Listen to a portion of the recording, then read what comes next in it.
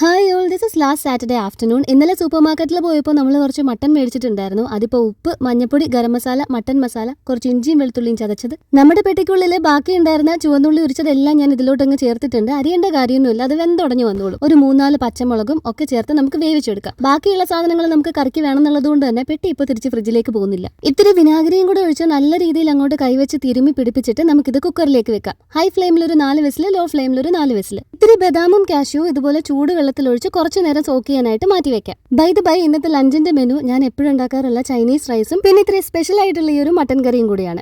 റൈസിന് വേണ്ടിയിട്ട് കുറച്ച് ക്യാരറ്റും ബീൻസും ഒക്കെ ഞാൻ ക്ലീൻ ചെയ്തെടുക്കുന്നുണ്ട്. ഈ ഒരു പീലറിൽ മൾട്ടിപ്പിൾ പ്ലേറ്റ്സ് വരുന്നതുകൊണ്ട് തന്നെ സാലഡ് ഒക്കെ കട്ട് ചെയ്യാൻ നേരത്ത് വളരെ ഹെൽപ്ഫുൾ ആയിരിക്കും. ലിങ്ക് ഞാൻ യൂട്യൂബ് ഷോർട്സിൽ അഫിലിയേറ്റ് ആയിട്ട് ടാഗ് ചെയ്ത് കൊടുത്തേക്കാം. ഒരു സവാള, കുറച്ച് പയറ്, പിന്നെ സ്പ്രിംഗ് ഓണിയൻസും കൂടെ ഞാൻ ചെറുതായിട്ട് ചോപ്പ് ചെയ്തെടുക്കുന്നുണ്ട് റൈസിനായിട്ട്. ക്യാരറ്റ് ഇതുപോലെ കുനുകുനാന്ന് അറിയാനുള്ള ക്ഷമ എനിക്കില്ലായിരുന്നത് കൊണ്ട് ഞാൻ ക്യാരറ്റ് അങ്ങ് ഗ്രേറ്റ് ചെയ്തെടുത്തു. ഞാനിപ്പോൾ എനിക്ക് പറ്റുന്ന മാക്സിമം ഒച്ചയിലാണ് സംസാരിക്കുന്നത്. ഇന്നലെ കമന്റ് ഉണ്ടായിരുന്നു കുറച്ചുകൂടി ഒച്ചത്തിൽ സംസാരിക്കുന്നത്.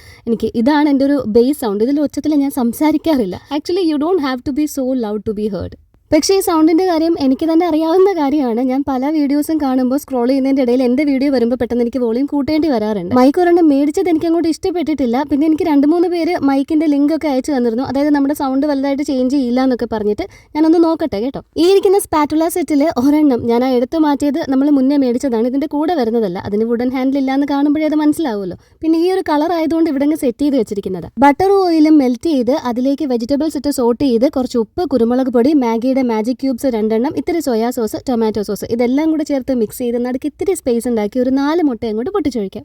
ഇന്നലെ ഈവനിങ് വേവിച്ച് ഫ്രിഡ്ജിൽ വെച്ചിരിക്കുന്ന റൈസാണ് ഈ ചേർത്ത് കൊടുക്കുന്നത്. എന്നാലേ ഫ്രൈഡ് റൈസ് ഒട്ടാതെ ഇങ്ങനെ സെപ്പറേറ്റ് ആയിട്ട് കിടക്കത്തുള്ളൂ. നന്നായിട്ട് മിക്സ് ചെയ്ത് കഴിയുമ്പോൾ അല്പം പൈനാപ്പിൾ എസൻസും കൂടെ ചേർത്ത് കൊടുത്താൽ നമ്മുടെ റൈസ് റെഡി. മല്ലിയിലേക്ക് ഉണ്ടെങ്കിൽ മേലെ തൂവാം, എൻ്റെ കയ്യിൽ ഇല്ലായിരുന്നു. അപ്പോൾ നമ്മുടെ റൈസ് റെഡിയായ സ്ഥിതിക്ക് ഇനി നമുക്ക് മട്ടൻ കറി ഉണ്ടാക്കാം. കറിക്കിപ്പോൾ ഞാൻ അല്പം വെളിച്ചെണ്ണയാണ് യൂസ് ചെയ്തേക്കുന്നത്. അതിലേക്ക് കുറച്ച് നെയ്യും കൂടെ ചേർത്ത് കൊടുക്കുന്നുണ്ട്. സവാള ഇട്ട് നല്ല രീതിയിൽ അതൊന്ന് ബ്രൗൺ കളർ ആക്കിയെടുക്കാം.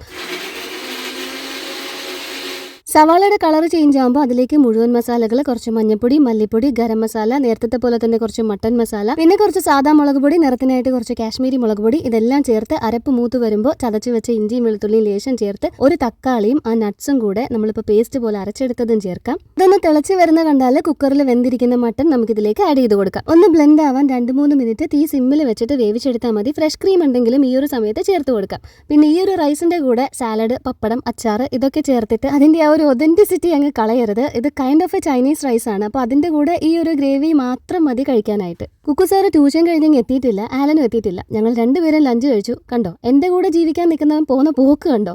ഇനിയിപ്പോൾ നിമ്മലയുടെ കൂടെ ജീവിച്ചിട്ട് വൈകിട്ട് തിരിച്ചു വരും.